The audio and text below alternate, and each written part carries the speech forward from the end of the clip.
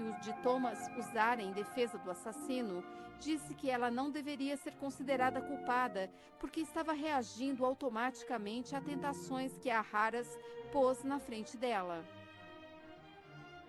Ele argumentou que uma vez que as ofertas começavam a vir quando ela entrava no cassino, seus hábitos assumiam o comando e era impossível controlar seu comportamento.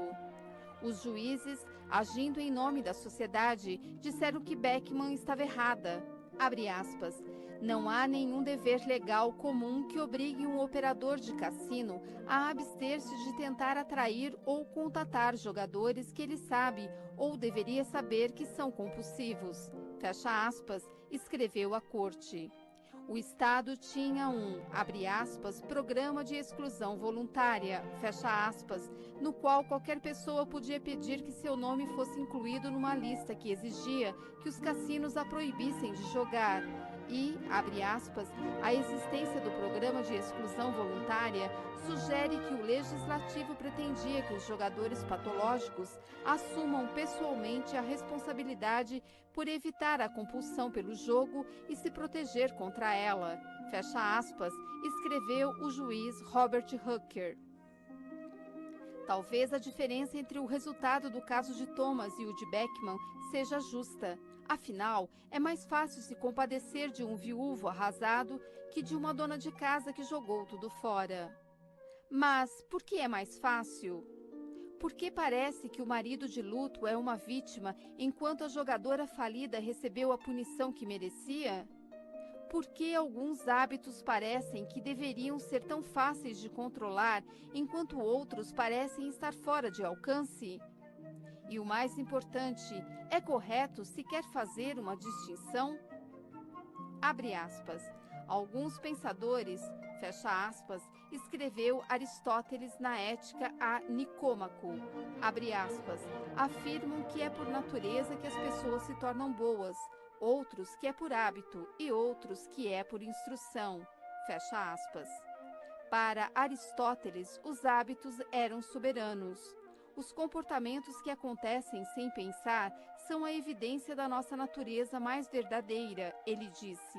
Portanto, abre aspas, assim como um terreno precisa ser preparado de antemão, se deve nutrir a semente, também a mente do aluno tem que ser preparada em seus hábitos, a fim de gostar e desgostar das coisas certas.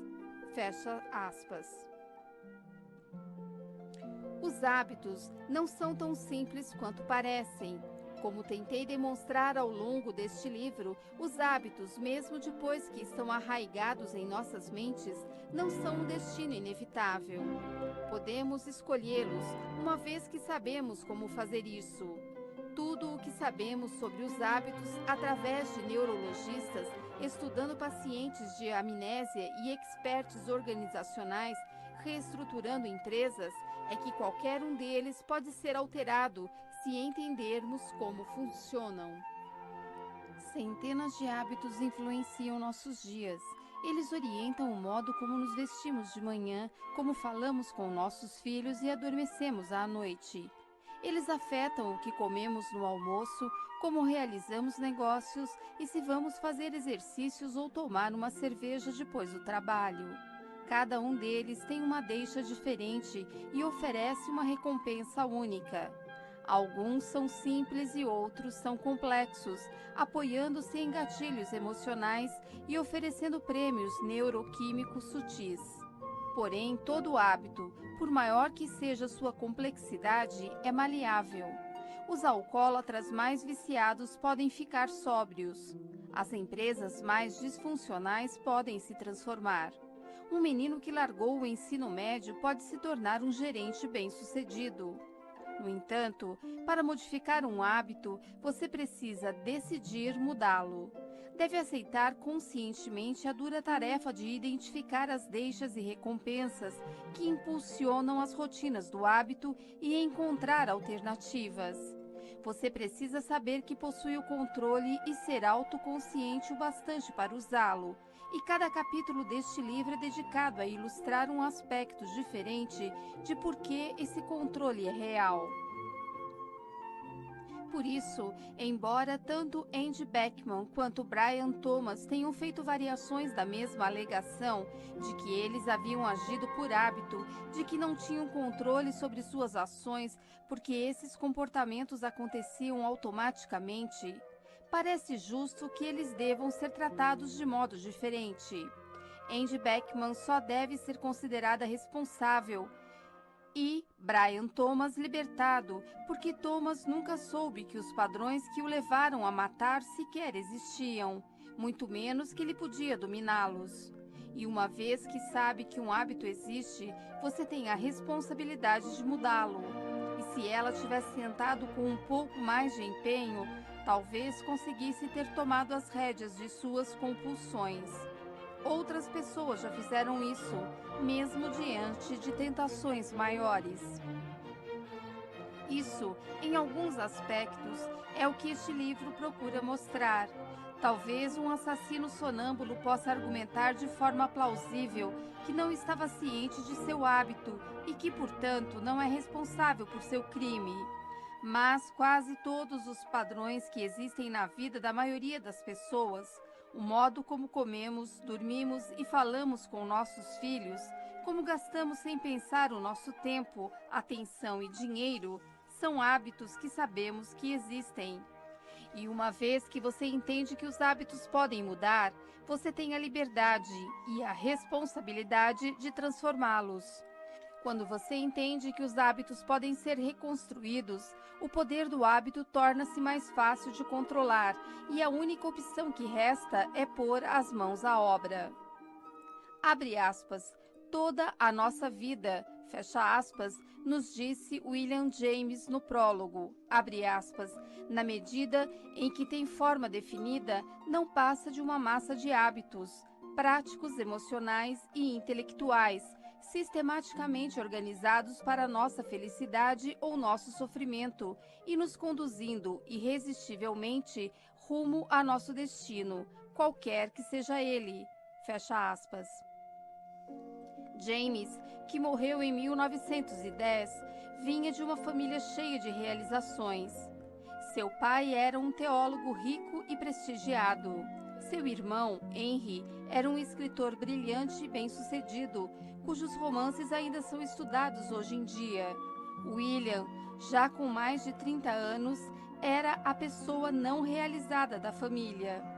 Ele foi doente quando criança. Quis tornar-se pintor. Depois se inscreveu na faculdade de medicina e mais tarde partiu para juntar-se a uma expedição pelo rio Amazonas. Então abandonou isso também. Ele se torturava em seu diário por não ser bom em nada. E, além disso, não tinha certeza se podia melhorar. Na faculdade de medicina, visitaram um hospital para doentes mentais e viram um homem se jogando contra uma parede. Um médico explicou que o paciente sofria de alucinações. James não disse que, muitas vezes, sentia como se tivesse mais em comum com os pacientes do que com... Abre aspas. Hoje, cheguei mais ou menos ao fundo e percebo claramente que preciso enfrentar a escolha de olhos abertos. Fecha aspas. James escreveu em seu diário em 1870, aos 28 anos. Abre aspas. Devo, francamente, deitar fora toda a questão moral como se fosse inadequado para minhas aptidões inatas? Fecha aspas. Em outras palavras, será que o suicídio é uma opção melhor? 2 meses depois, James tomou uma decisão. Antes de cometer qualquer ato precipitado, faria um experimento de 1 ano. Passaria 12 meses acreditando que tinha controle sobre si mesmo e seu destino, que podia melhorar, que possuía livre arbítrio para mudar. Não havia prova de que isso era verdade, mas ele se libertaria para acreditar, apesar de todas as evidências contrárias, que a mudança era possível. Abre aspas. Acho que ontem foi uma crise na minha vida. Fecha aspas. Ele escreveu em seu diário. No que dizia respeito à sua capacidade de mudar, abre aspas, vou assumir por enquanto, até o ano que vem, que não é uma ilusão. Meu primeiro ato de livre-arbítrio será acreditar no livre-arbítrio. Fecha aspas. Ao longo do ano seguinte, ele praticou todo dia. Em seu diário, escrevia como se nunca houvesse dúvida de seu controle sobre si mesmo e suas escolhas. Ele se casou. Começou a lecionar em Harvard. Começou a conviver com Oliver Wendell Holmes Jr., que mais tarde se tornaria juiz da Suprema Corte, e Charles Sanders Peirce, um pioneiro no estudo da semiótica, num grupo de discussão chamado por eles de Clube Metafísico. 2 anos após escrever aquele registro no diário, James mandou uma carta para o filósofo Charles Renouvier, que teorizara extensamente sobre o livre-arbítrio. Abre aspas. Não posso perder essa oportunidade de lhe falar da admiração e gratidão que foram inspiradas em mim pela leitura dos seus essays. Fecha aspas, escreveu James. Abre aspas, graças ao Senhor, possuo pela primeira vez um conceito inteligível e razoável de liberdade.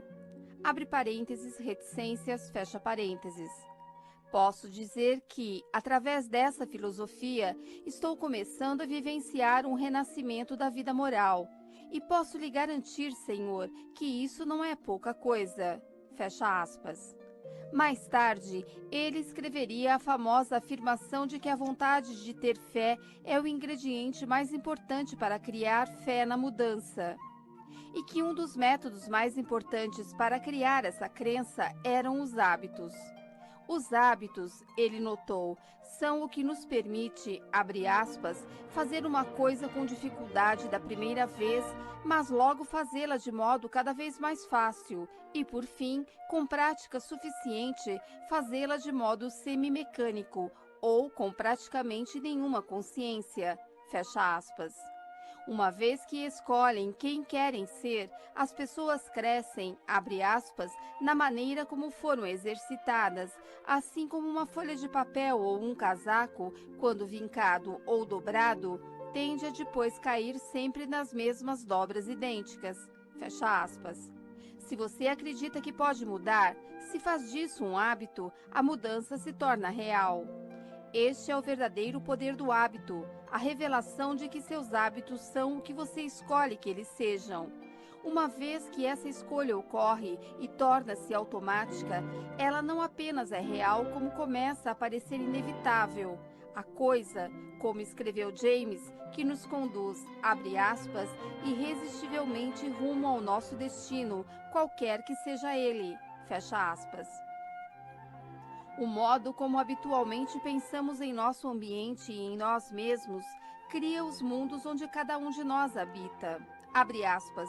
Tem 2 peixes jovens nadando juntos e eles por acaso encontram um peixe mais velho nadando no outro sentido, que acena para eles e diz, abre aspas, bom dia, meninos, como vai a água? Fecha aspas, disse o escritor David Foster Wallace a uma classe de graduandos em 2005. Abre aspas, e os 2 peixes jovens continuam nadando um pouco. Então, uma hora, um deles olha para o outro e diz, abre aspas, água? O que é água? Fecha aspas. A água são os hábitos, as escolhas impensadas e decisões invisíveis que nos cercam todos os dias e que, pelo simples ato de olharmos para elas, se tornam visíveis de novo. Ao longo de toda a sua vida, William James escreveu sobre os hábitos e seu papel central em gerar felicidade e sucesso. Ele acabou dedicando um capítulo inteiro de sua obra-prima, The Principles of Psychology, abre colchetes, os princípios da psicologia, fecha colchetes, a esse assunto. A água, disse ele, é a analogia mais apropriada para como um hábito funciona. A água, abre aspas, escava um canal para si mesma, que vai ficando mais largo e mais profundo, e, após ter deixado de fluir, ela retoma, ao fluir novamente, o caminho antes traçado por ela própria. Fecha aspas. Você agora sabe como redirecionar esse caminho. Você agora tem o poder de nadar. Fim do CD MP3. CD MP3 2 da pasta 4. até a pasta 6, pasta 4, faixa 1. Apêndice. Um guia para o leitor de como usar estas ideias. A parte difícil de estudar a ciência dos hábitos é que a maioria das pessoas, quando ouvem falar nesse campo de pesquisa, querem saber a fórmula secreta para mudar rapidamente qualquer hábito. Se os cientistas descobriram como esses padrões funcionam, então é razoável pensar que eles também devem ter achado uma receita para a mudança rápida, certo? Se ao menos fosse assim tão fácil. Não é que fórmulas não existam. O problema é que não há uma única fórmula para mudar hábitos. Há milhares. Os indivíduos e os hábitos são todos diferentes e por isso as maneiras específicas de diagnosticar e mudar os padrões em nossas vidas diferem de uma pessoa para outra e de um comportamento para o outro. Parar de fumar é diferente de deixar de comer compulsivamente, que é diferente de mudar o modo como você se comunica com seu cônjuge, que é diferente de como você prioriza as tarefas no trabalho. Além disso, os hábitos de cada pessoa são guiados por anseios diferentes. Consequentemente, este livro não contém uma única prescrição. Em vez disso, esperei ter proporcionado algo diferente. Um modelo para entender como os hábitos funcionam e um guia para experimentar com o modo como eles podem mudar. Alguns hábitos prestam-se facilmente à análise e influência. Outros são mais complexos e persistentes e exigem estudo prolongado. E para outros, a mudança é um processo que jamais se conclui totalmente. Mas isso não significa que ela não pode acontecer. Cada capítulo deste livro explica um aspecto diferente de por que os hábitos existem e como funcionam. O modelo descrito neste apêndice é uma tentativa de sintetizar, de um modo muito básico, as táticas que os pesquisadores descobriram para diagnosticar e moldar hábitos dentro de nossas próprias vidas. Não pretendo que esse esquema seja abrangente. Isto é apenas um guia prático, um ponto de partida. E acompanhado de lições mais profundas dos capítulos deste livro, é um manual de como tomar o próximo passo. A mudança pode não ser rápida e nem sempre é fácil, mas com tempo e esforço, qualquer hábito pode ser remodelado. O modelo. Identifique a rotina. Experimente com recompensas. Isole e a deixa. Tenha um plano. Primeiro passo. Identifique a rotina. Os pesquisadores do MIT, no capítulo 1, descobriram um loop neurológico simples no cerne de todo hábito, que consiste em 3 partes: uma deixa, uma rotina e uma recompensa. Para entender seus próprios hábitos, você precisa identificar os componentes dos seus loops.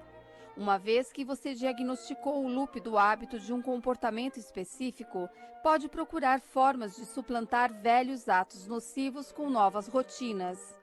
Por exemplo, digamos que você tem um mau hábito, como eu tinha quando comecei a fazer a pesquisa para este livro, de ir até a cafeteria e comprar um cookie com chocolate toda tarde. Digamos que esse hábito fez com que você ganhasse alguns quilos a mais. Na verdade, digamos que esse hábito fez você engordar exatamente 4 quilos e que a sua mulher fez alguns comentários bem diretos. Você tentou se forçar a parar, até chegou a colar um post-it no computador dizendo: "Chega de cookies". Mas toda tarde você dá um jeito de ignorar esse bilhete, andar até a cafeteria, comprar um cookie e, enquanto conversa com colegas perto do caixa, comer o cookie. Você se sente bem e depois se sente mal. Promete a si mesmo que amanhã vai se obrigar a ter força de vontade para resistir. Amanhã vai ser diferente. Mas amanhã o hábito se instaura de novo. Como você começa a diagnosticar e depois mudar esse comportamento? Descobrindo qual é o loop do hábito. E o primeiro passo é identificar a rotina. Nesse exemplo dos cookies, Como com a maioria dos hábitos, a rotina é o aspecto mais óbvio, é o comportamento que você quer mudar. Sua rotina é que você levanta da mesa durante a tarde, anda até a cafeteria, compra um cookie de chocolate e come enquanto conversa com amigos. Então é isso que você coloca no loop. Agora, algumas perguntas menos óbvias. Qual é a deixa para essa rotina? É a fome? O tédio? Pouco açúcar no sangue? É que você precisa de uma pausa antes de mergulhar em outra tarefa? E qual é a recompensa? O cookie em si? A mudança de cenário? A distração temporária? Socializar com colegas? Ou o surto de energia que vem dessa explosão de açúcar? Para descobrir isso, você precisará fazer um pequeno experimento. Segundo passo, experimente com recompensas. As recompensas são poderosas porque satisfazem anseios, mas muitas vezes não estamos cientes dos anseios que impelem nossos comportamentos. Quando a equipe de marketing do Febreze descobriu que os consumidores desejavam um aroma de frescor no fim de um ritual de limpeza, por exemplo, eles tinham descoberto um anseio que ninguém nem sabia que existia. Estava escondido em plena vista de todos. Os anseios, na maioria, são assim, óbvios, quando pensamos neles depois, mas incrivelmente difíceis de ver quando estamos sob seu domínio. Para descobrir quais anseios estão movendo hábitos específicos, é útil experimentar com recompensas diferentes. Isso talvez leve alguns dias, ou uma semana ou mais. Durante esse período, você não deve sentir nenhuma pressão para fazer uma mudança real. Pense que você é um cientista no estágio de coleta de dados. No primeiro dia do seu experimento, quando sentir o impulso de ir à cafeteria e comprar um cookie, ajuste sua rotina de modo que ela proporcione uma recompensa diferente. Por exemplo, em vez de andar até a cafeteria, saia do prédio, dê uma volta no quarteirão e então volte para sua mesa sem comer nada. No dia seguinte, vá à cafeteria e compre um donut, uma barra de chocolate e coma na sua mesa. No dia seguinte, vá à cafeteria, compre uma maçã e coma enquanto conversa com seus amigos. Então, tente uma xícara de café. Em vez de ir à cafeteria, ande até a sala do seu amigo, bata papo por alguns minutos e volte para sua mesa. Você entendeu a ideia? O que você escolhe fazer em vez de comprar um cookie não é importante. O objetivo é testar hipóteses diferentes para determinar qual anseio está impulsionando sua rotina. A sua vontade é do cookie em si ou de fazer uma pausa no trabalho? Se é o cookie, é só porque você está com fome? Abre parênteses. E nesse caso, a maçã deveria servir tão bem quanto. Fecha parênteses. Ou é porque você quer a dose de energia que o cookie proporciona?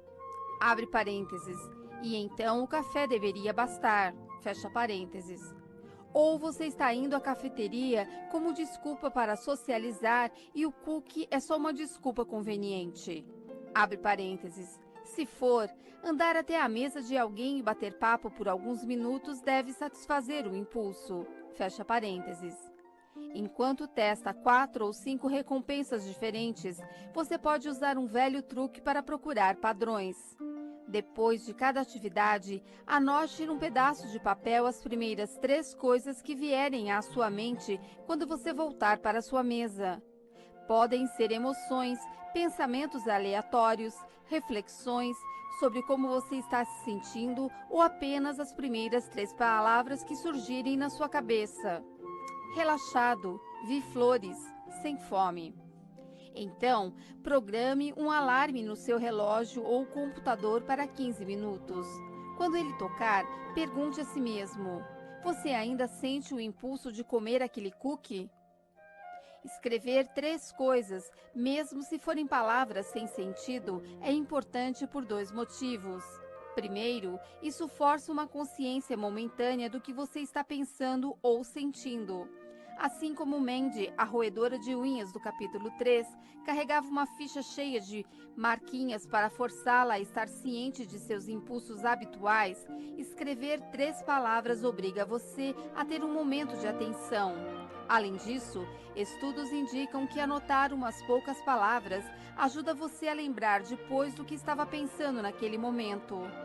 Ao fim do experimento, quando você reler suas anotações, será muito mais fácil lembrar o que estava pensando e sentindo naquele exato instante, pois as palavras que você escreveu vão despertar uma onda de memória. E por que o alarme de 15 minutos? Porque a ideia desses testes é determinar qual é a recompensa pela qual você está ansiando.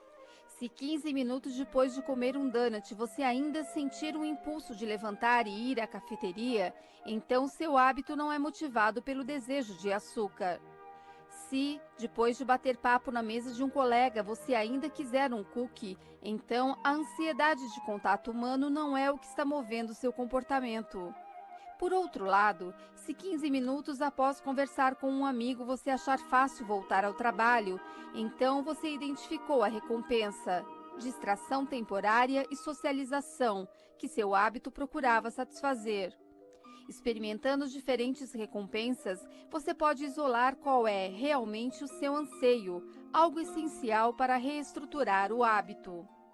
Uma vez que você descobriu a rotina e a recompensa, só falta identificar a deixa. Terceiro passo: isole a deixa.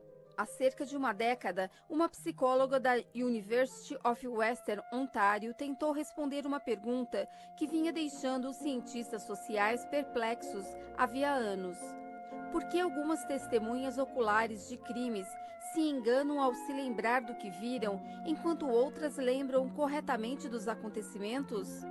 As lembranças de testemunhas oculares, é claro, são importantíssimas. No entanto, estudos indicam que testemunhas oculares muitas vezes lembram equivocadamente do que observaram. Insistem que o ladrão era um homem, por exemplo, quando na verdade era uma mulher de saia, ou que o crime ocorreu quando estava escurecendo, embora os boletins da polícia digam que foi às 2 da tarde. Outras testemunhas oculares, por outro lado, conseguem se lembrar de crimes que viram com uma memória quase perfeita. Dezenas de estudos investigaram esse fenômeno, tentando descobrir por que algumas pessoas são melhores testemunhas oculares do que outras.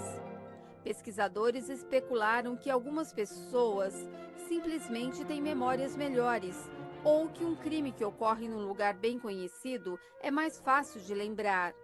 Mas essas teorias não se provaram verdadeiras. Pessoas com memórias fortes e fracas, ou mais e menos familiaridade com a cena de um crime, estavam igualmente sujeitas a lembrar incorretamente o que aconteceu. A psicóloga da University of Western Ontario tentou uma abordagem diferente. Imaginou que talvez os pesquisadores estivessem cometendo um engano ao focar naquilo que os interrogadores e as testemunhas tinham dito, e não em como eles estavam dizendo isso. Ela suspeitava haver deixas sutis que estavam influenciando o processo do interrogatório. Mas, quando assistiu a fitas e mais fitas de entrevistas com testemunhas, procurando essas deixas, ela não conseguiu ver nada. Havia tanta atividade em cada entrevista, todas as expressões faciais, os jeitos diferentes como as perguntas eram feitas, as emoções flutuantes, que ela não conseguiu detectar nenhum padrão. Então ela teve uma ideia.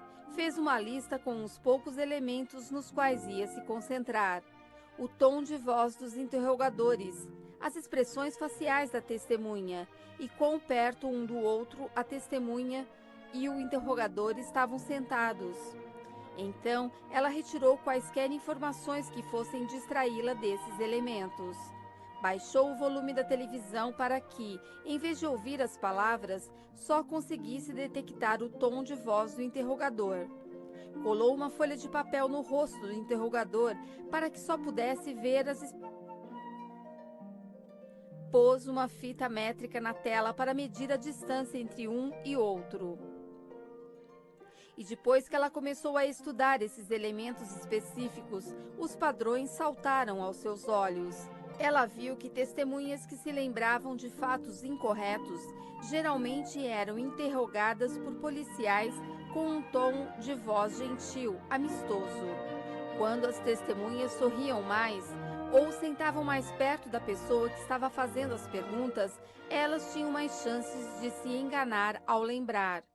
Em outras palavras, quando as deixas da situação dizia, abre aspas, somos amigos, fecha aspas, um tom gentil, um rosto sorridente, as testemunhas tinham mais chances de lembrar incorretamente do que acontecera.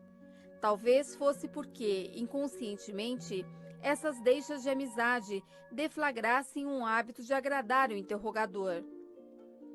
Mas a importância desse experimento é que as mesmas fitas tinham sido assistidas por dezenas de outros pesquisadores. Várias pessoas inteligentes tinham visto os mesmos padrões, mas ninguém os reconhecera antes, porque havia informações demais em cada fita para que alguém visse uma deixa sutil. Uma vez que a psicóloga decidiu focar apenas 3 categorias de comportamento, no entanto, e eliminar as informações que não fossem relevantes a elas, os padrões saltaram aos olhos. Nossas vidas são assim também. O motivo para que seja tão difícil identificar as deixas que deflagram nossos hábitos é porque há informações demais nos bombardeando enquanto nossos comportamentos se manifestam. Pergunte a você mesmo: você toma café da manhã num certo horário todo dia porque está com fome? Ou porque o relógio diz que são 7h30? Ou porque seus filhos começaram a comer? Ou porque você está vestido e é nesse momento que o hábito do café da manhã entra em ação? Quando você automaticamente vira seu carro à esquerda no caminho para o trabalho, o que desencadeia seu comportamento? Uma placa de rua? Uma árvore específica? Saber que esta é, de fato, a rota certa? Todos esses fatores juntos? Quando você está levando seu filho para a escola e descobre que, por distração, começou a fazer o caminho para o trabalho e não para a escola, o que provocou o erro? Qual foi a deixa que fez com que o hábito, abre aspas, dirigir para o trabalho, fecha aspas, entrasse em ação em vez do padrão, abre aspas, dirigir para a escola, fecha aspas? Para identificar uma deixa em meio ao ruído, podemos usar o mesmo sistema que a psicóloga. Identificar de antemão categorias de comportamento para examiná-los e enxergar os padrões. Por sorte, a ciência nos oferece alguma ajuda nesse sentido. Experimentos mostraram que quase todas as deixas habituais se encaixam em uma entre 5 categorias: lugar, hora, estado emocional, outras pessoas, ação imediatamente anterior. Por isso, se está tentando descobrir a deixa para o hábito, abre aspas, ir à cafeteria e comprar um cookie de chocolate, fecha aspas, você anota 5 coisas no instante em que o impulso surge, abre parênteses. Estas são minhas notas reais de quando eu estava tentando diagnosticar meu hábito, fecha parênteses. Onde você está? Abre parênteses, sentado na minha mesa, fecha parênteses. Que horas são? Abre parênteses, 3h36 da tarde, fecha parênteses. Qual é seu estado emocional? Abre parênteses, entediado, fecha parênteses. Quem mais está por perto? Abre parênteses, ninguém, fecha parênteses. Qual foi a ação anterior ao impulso? Abre parênteses, respondi um e-mail, fecha parênteses. No dia seguinte, onde você está? Abre parênteses, voltando da copiadora, fecha parênteses. Que horas são? Abre parênteses, 3h18 da tarde, fecha parênteses. Qual é seu estado emocional? Abre parênteses, feliz, fecha parênteses. Quem mais está por perto? Abre parênteses, o Jim da seção de esportes, fecha parênteses. Qual foi a ação anterior ao impulso? Abre parênteses, tirei uma cópia, fecha parênteses. No terceiro dia, onde você está? Abre parênteses, sala de reuniões, fecha parênteses. Que horas são? Abre parênteses. 3h41 da tarde. Fecha parênteses. Qual é seu estado emocional? Abre parênteses. Cansado, empolgado com o projeto no qual estou trabalhando. Fecha parênteses. Quem mais está por perto? Abre parênteses. Editores que estão vindo para esta reunião. Fecha parênteses. Qual foi a ação anterior ao impulso? Abre parênteses. Sentei porque a reunião está prestes a começar. Fecha parênteses. Depois de 3 dias, ficou bastante claro qual era a deixa que estava deflagrando o meu hábito de comer cookies. Eu sentia um impulso de fazer um lanche numa certa hora do dia. Eu já tinha descoberto, no segundo passo, que não era a fome que estava movendo meu comportamento. A recompensa que eu estava buscando era uma distração temporária, do tipo que alguém obtém batendo papo com um amigo. E o hábito, eu agora sabia, era despertado entre 3 e 4 horas. Quarto passo. Tenha um plano.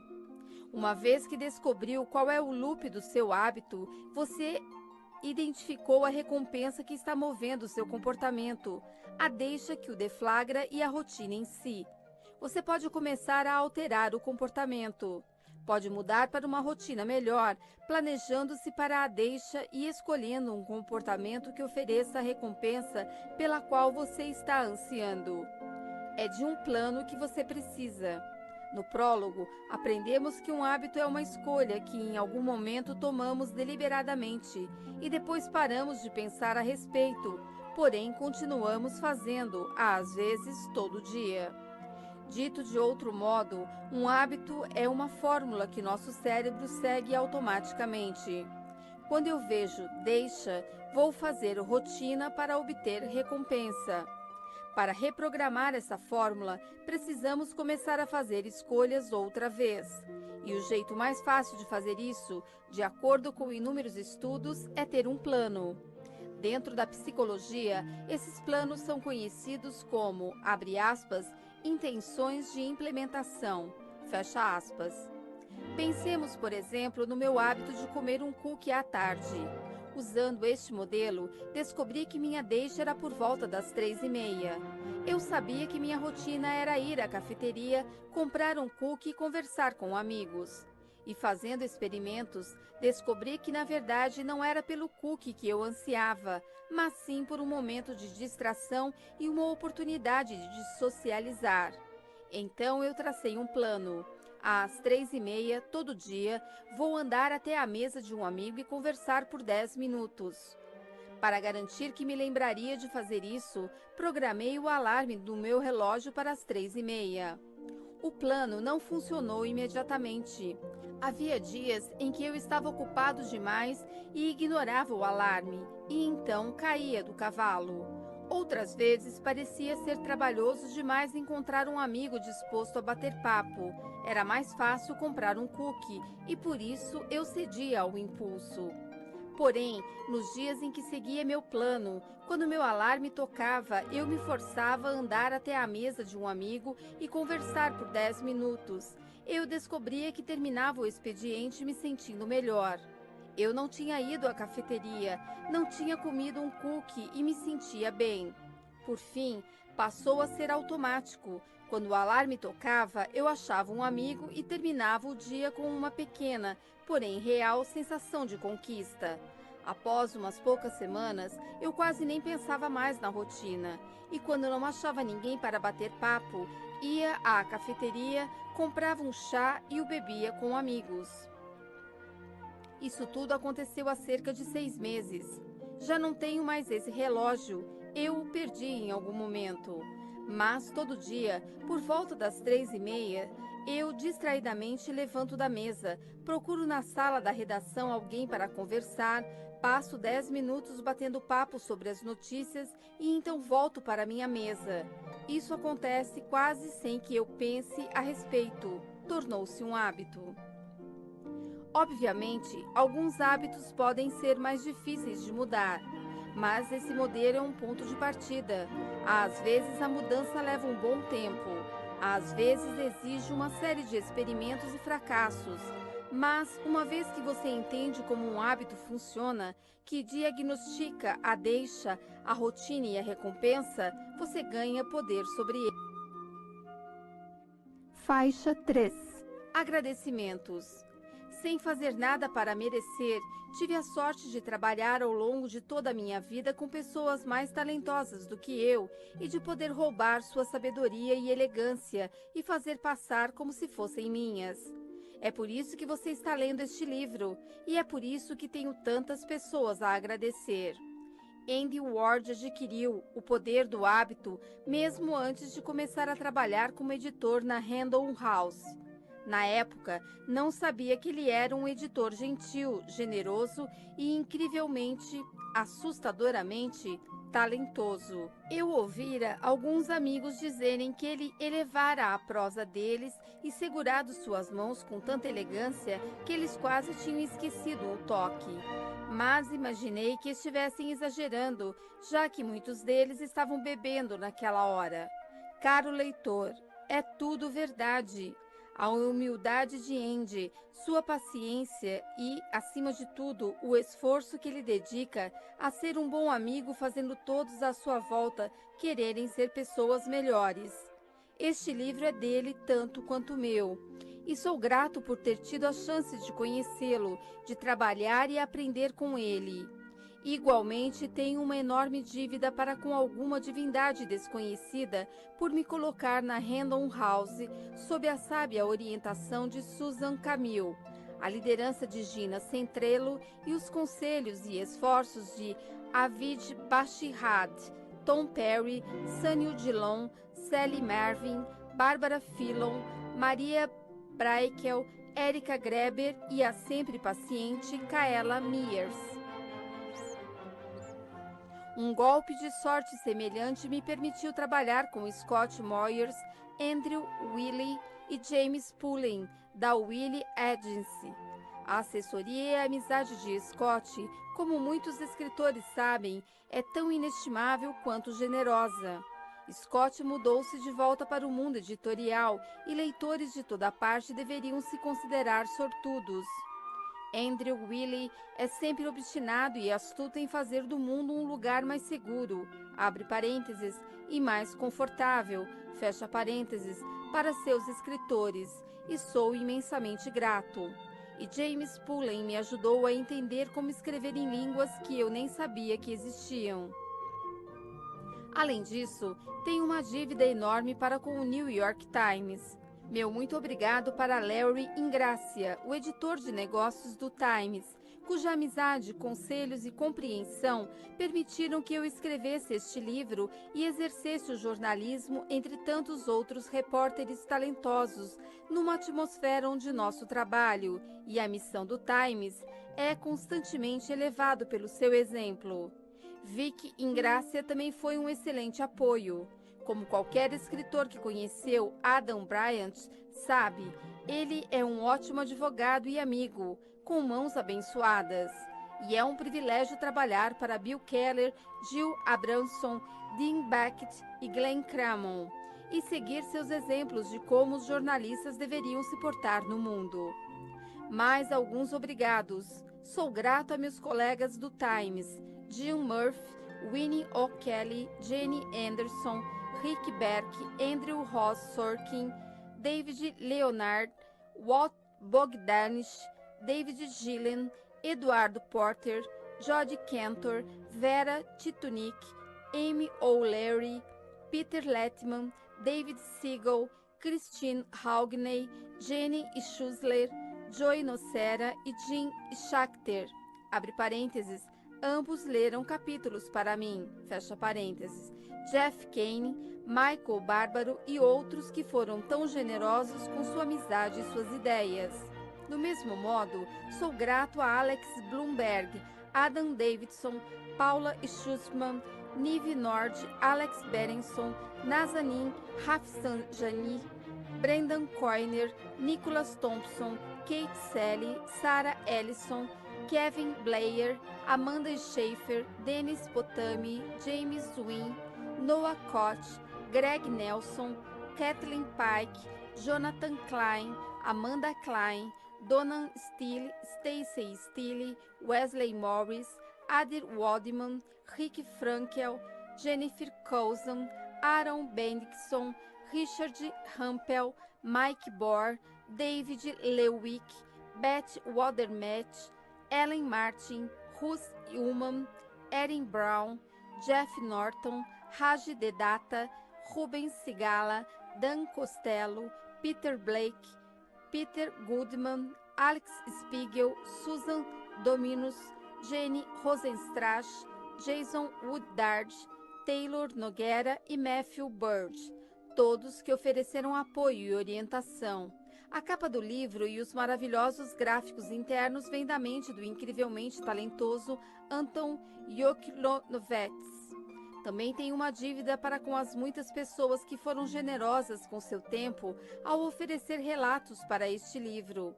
Muitas são mencionadas nas notas, mas eu queria agradecer especialmente a Tom Andrews, da Psy Partners, Tony Dung e DJ Shell, Paul O'Neill, Warren Bennis, Rick Warren, Ann Crum, Paco Underhill, Larry Squire, Wolfram Schutz, Ann Grabel, Todd Hirton, J. Scott Toningham, Taylor Branch, Bob Bowman, Travis Leach, Howard Schutz, Mark Muravan, Angela Duckworth, Jane Bruno, Reza Abebe, Patrick Mulkey e Terry Nofsinger.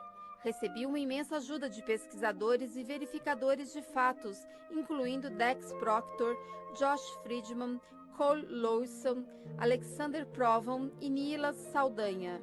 Serei eternamente grato a Bob Sipchem, que me deu meu primeiro trabalho de verdade no jornalismo, e lamento não poder compartilhar este livro com dois amigos que perdi cedo demais, Brian Shing e L.K. Casey. Por fim, minha gratidão mais profunda vai para minha família, Kate Duhigg, Jack Lecouche, David Duhigg, Tony Martorelli, Daniel Duhigg, Alexandra Alter e Jake Goldstein. Foram amigos maravilhosos. Meus filhos, Oliver e John Harry, foram fontes de inspiração e insônia. Meus pais, John e Doris, me incentivaram a escrever desde pequeno, ainda enquanto eu estava botando fogo nas coisas e lhes dando motivos para imaginar que a correspondência futura viria em envelopes da prisão. E, é claro, a minha mulher Liz, cujo amor, apoio, orientação, inteligência e amizade constantes tornaram este livro possível. Setembro de 2012.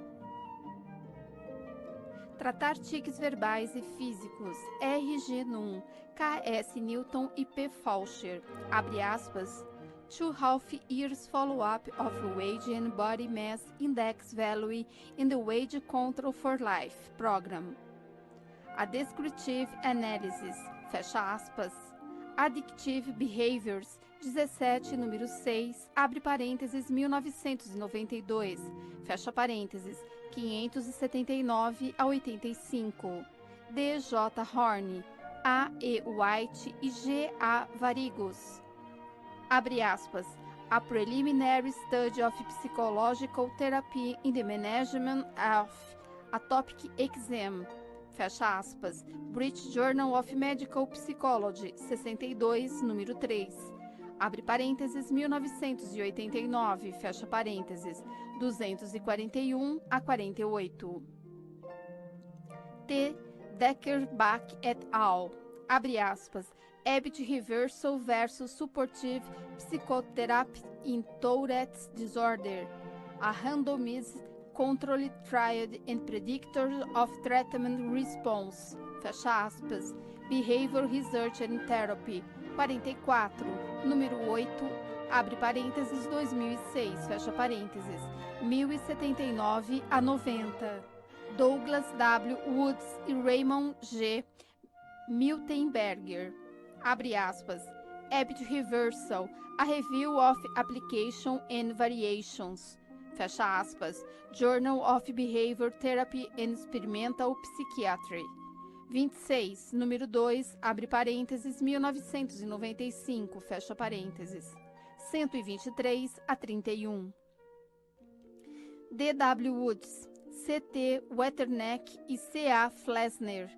Abre aspas. A Controlled Evaluation of Acceptance and Commitment Therapy plus Habit Reversal for Trichotillomania. Fecha aspas. Behavior Research and Therapy 44, número 5, abre parênteses, 2006, fecha parênteses, 639 a 56. Mais de 30 estudos de ex-fumantes. J.O. Prochaska e C.C. de Clemente. Abre aspas. Stages and Process of Self-Changing in Smoking Toward an Integrative Model of Change. Fecha aspas. Journal of Consulting and Clinical Psychology 51, número 3. Abre parênteses, 1983, fecha parênteses. 390 a 95. James Prochaska, abre aspas, Strong and Weak Principles for Progressing from Pre-Contemplation to Action on the Basis of 12 Problem Behaviors. Fecha aspas. Health Psychology 13, abre parênteses, 1994, fecha parênteses, 47 a 51. James Prochaska et al. Abre aspas. Stages of Change and Decisional Balance for 12 Problem Behaviors. Fecha aspas. Health Psychology 13, abre parênteses, 1994, fecha parênteses, 39 a 46. James Prochaska e Michael Goldstein, abre aspas, Process of Smoke Cessation, Implications for Clinicians, fecha aspas, Clinics in Chest Medicine 12, número 4, abre parênteses, 1991, fecha parênteses, 727 a 35. James O. Prochaska, John Norcross e Carlo de Clemente, Changing for Good, a Revolutionary Six-Stage Program for Overcoming Bad Habits and Moving Your Life Positively Forward. Abre parênteses, Nova York, HarperCollins, 1995. Fecha parênteses. Abre aspas. Na maior parte das vezes não é físico. Fecha aspas. Devin Gordon. Abre aspas. Coach Till You Drop. Fecha aspas. Newsweek, 2 de setembro de 2002, 48. Durante momentos cruciais de grande estresse. Em correspondência de verificação de fatos, Dundee disse que, abre aspas, não caracterizaria isso como, abre aspas, tudo caía por terra, fecha aspas, em jogos importantes. Eu chamaria isso de não jogar bem o bastante em situações críticas, não ser capaz de pôr essas lições em prática quando estava tudo na corda bamba. O St. Louis tinha um dos ataques que mais marcaram pontos na história do NFL. Eles conseguiram fazer um touchdown naquele jogo com cerca de 3 minutos restantes. Um time que estava marcando quase 38 pontos por jogo conseguiu um touchdown e um field goal contra a defesa. Por isso, acho difícil dizer que, abre aspas, tudo caiu por terra. Fecha aspas, fecha aspas. Abre aspas, o que eles realmente estavam dizendo, fecha aspas. Em correspondência de verificação de fatos, Dundee disse que, abre aspas, na verdade nós perdemos nas finais para os Philadelphia Eagles em outra atuação ruim. Esse provavelmente foi nosso pior jogo de finais e aconteceu sob uma maré de rumores, por isso todo mundo sabia que, abre parênteses, reticências, fecha parênteses, os dirigentes fariam uma mudança de treinador. Acho que tivemos ocasiões no passado em que não confiamos realmente no sistema, mas não sei bem se esse foi o caso aqui. Os Eagles eram apenas um páreo difícil para nós e não conseguimos passar por eles. E jogando mal, o placar acabou sendo feio. No entanto, foi um dos nossos piores jogos desde a temporada de 1996. Fecha aspas. Começou a perguntar aos alcoólatras. John W. Trapgam, abre aspas, Multidimensional Measurement of Religion as Spirituality for Use in Health Research in Cross-Cultural Perspective, fecha aspas, Research on Age 27, abre parênteses, 2005, fecha parênteses, 387 a 419. Muitos desses estudos usam a escala publicada em G. J. Connors et al., abre aspas, Measure of Religious Background and Behavior for Use in Behavior Change Research, fecha aspas, Psychology of Addictive Behaviors, 10, número 2, abre parênteses, junho de 1996, fecha parênteses, 90 a 96. Então eles olharam os dados. Sarah Zimori, abre aspas, A Role for Spiritual Change in the Benefits of 12-Step Involvement, fecha aspas, Alcoholism, Clinical and Experimental Research, 31, abre parênteses, 2007, fecha parênteses, 76S a 79S. Lee N. Cascutas et al., abre aspas, The Role of Religion, Spirituality and Alcoholics Anonymous in Sustained Sobriety, fecha aspas, Alcoholism Treatment Quarterly, 21, abre parênteses, 2003, fecha parênteses, 1 a 16. Lee N. Cascutas et al., abre aspas, Alcoholics Anonymous Careers, Patterns of AA Involvement 5 Years After Treatment and Try, fecha aspas, Alcoholism Clinical and Experimental Research, 29, número 11, abre parênteses, 2005, fecha parênteses, 1983 a 1990. Lee N. Cascutas, abre aspas, Alcoholics Anonymous Effectiveness, Faith Meets the Science, fecha aspas, Journal of Addictive Disease, 28, número 2, abre parênteses, 2009, fecha parênteses, 145 a 57. J. Scott Tonigan, W. R. Miller e Carol Shermer, abre aspas, Atheists, Agnostics and Alcoholics Anonymous, fecha aspas, Journal of Studies on Alcohol, 63, número 5, abre parênteses, 2002, fecha parênteses, 534 a 54. Os paramédicos o haviam conduzido. Jarrett Bell, abre aspas, Tragedy Forces Dundee to Life in the Present, fecha aspas, USA Today, 1º de setembro de 2006, On Young Mizuki, abre aspas, The Fight to Live On, fecha aspas, New York Daily News, 10 de setembro de 2006, Phil Richards, abre aspas, Dundee's Son's Dead Was a Test, fecha aspas, The Indianapolis Star, 25 de janeiro de 2007, David Goldberg, abre aspas, Tragedy Lessened by Game, fecha aspas, Tulsa World, 30 de janeiro de 2007, abre aspas, Dundee Makes History After Hog Journey, fecha aspas, Akron Beacon Journal, 5 de fevereiro de 2007, abre aspas, From Pen a Revelation,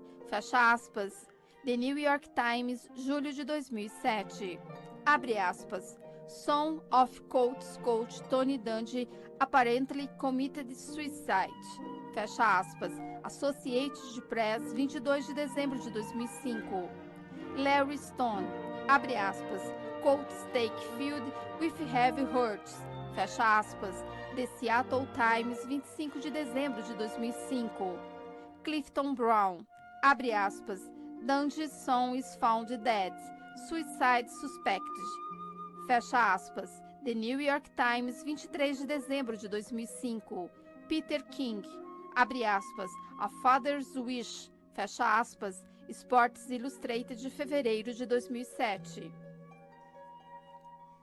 Num estudo de 1994 de Harvard, Todd F. Heatherton e Patricia A. Nichols, abre aspas, Personal Accounts of Successful versus Failed Attempts at Life Change, fecha aspas, Personality and Social Psychology Bulletin, 12, número 6, abre parênteses, 1994, fecha parênteses, 664 a 75.